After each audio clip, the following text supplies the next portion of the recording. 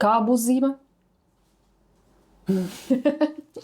Nuk më takon mua të flas për abuzimet, i takon inspektoriateve përkatëse. Ja, kuptoj. Nuk po, dua të akuzoj dikë. Nuk dua që të ngresh gishtin mbi individ caktuar, thjesht Mendoj që duke ka qenë dhe i punë jo fushës, të mira, kanë ardhur zëra që ka abuzime me që kemi kaq shumë prurje të turizmit dentar. ka.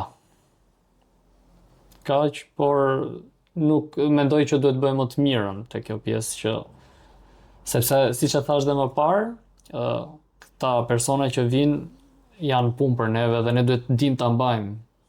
Jo si për shembull turizmi që na ndodh në jug që Po, ta kesh për bërë këtë arsye patëm një 5 vjeçar fluks me njerëz, që rritën çmimet, ul shërbimi edhe ka përfunduar bosh 2-3 vitet e fundit.